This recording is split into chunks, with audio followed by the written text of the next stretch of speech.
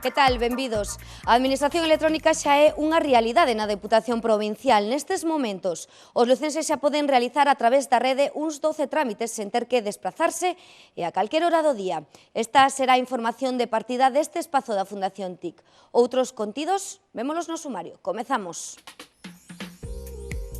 O organismo provincial saldou a última das débedas históricas que arrastraba desde hai anos. O presidente e a conselleira de Sanidade asinaron o acordo esta semana definitivo do traspaso dos hospitais provinciais aos Sergas.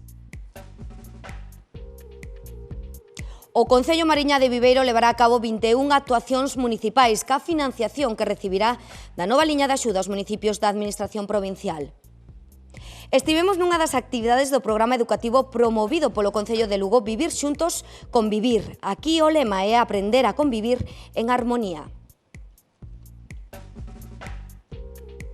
E hoxe mollámonos cas promesas da natación galega que entrenan no Clube Portamiña de Lugo.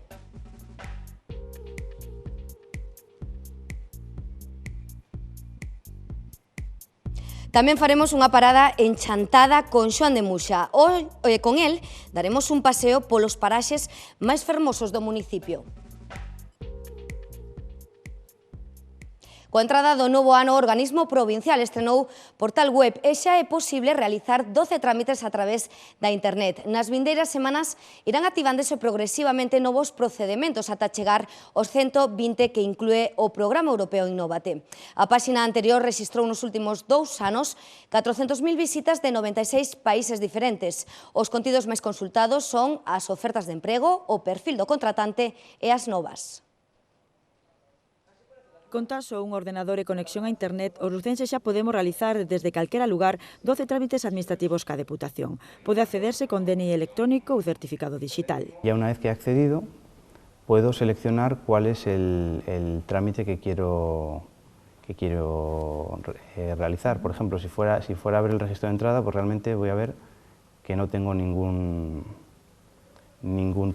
trámite telemático con registro para mostrar. Ademais de consultas sobre calquera asunto nos registros de entrada e de saída, xa poden tramitarse subvencións de concurrencia competitiva, excepcionais ou nominativas de carácter cultural e deportivo ou solicitar bolsas. Todos los trámites se realizan con absoluta seguridad, en el sentido de que hemos empleado pues, todas las últimas tecnologías y los protocolos de seguridad que se están empleando para realizar todo este tipo de proyectos con plenas garantías. Nas vindeiras semanas irán activándose progresivamente novos trámites ata chegar aos 120. Con esta nova actuación damos un salto cualitativo e cuantitativo na relación dos lucenses coa Administración. Abrimos as 24 horas, Lugo deixa de ser das últimas provincias en materia de novas tecnoloxías e pásase a situar entre as primeiras, entre as punteiras.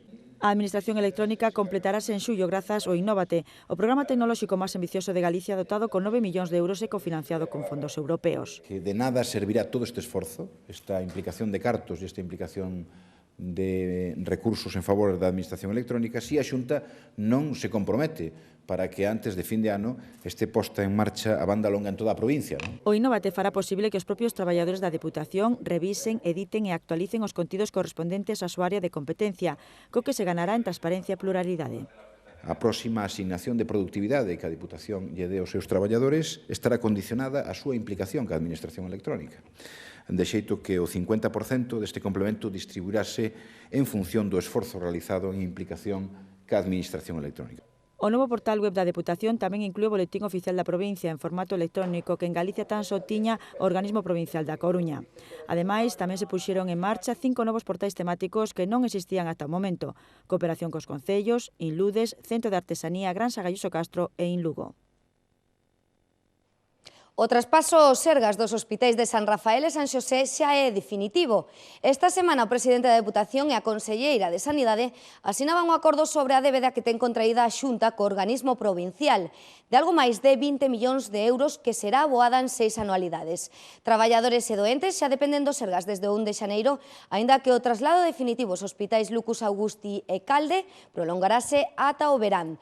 Deste xeito, queda saldada definitivamente a última das débedas históricas que arrastraba a Deputación. Era unha das asignaturas máis agardadas pola institución provincial, a que dá por pechado o traspaso dos hospitais de San Rafael e San Xosé o Sergas. Para nos cerrar definitivamente o capítulo de transferencia ao Servicio Galego de Saúde nos situaba no único punto que quedaba polo Goberno provincial por cerrar neste mandato, e iso para nós é un motivo de satisfacción.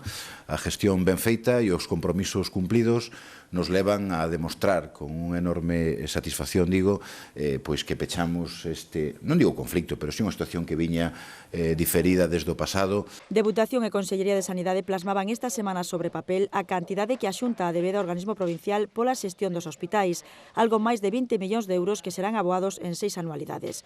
Era o fleco que quedaba pendente do acordo acadado este verán. Permitiu dar as garantías de continuidade e de estabilidade a todos os traballadores e, sobre todo, dar as garantías de continuidade e de calidade asistencial a todos os doentes de Lugo. Os traballadores dos hospitais que o 30 de decembro se despedían como empregados provinciais nunha recepción que tivo lugar no Pazo de San Marcos xa dependen dos Sergas desde o 1 de xaneiro, ou igual que os doentes, pero o traslado definitivo durará aínda uns meses. Aínda que existen todavía pacientes e traballadores no Hospital de San Rafael que, de feito, se trasladarán físicamente á institución ou Lucus Augusti ou ao Calde no momento que reformemos o Calde e o adaptemos para atender aos pacientes psiquiátricos de media e longa estancia. Un traslado complicado, non?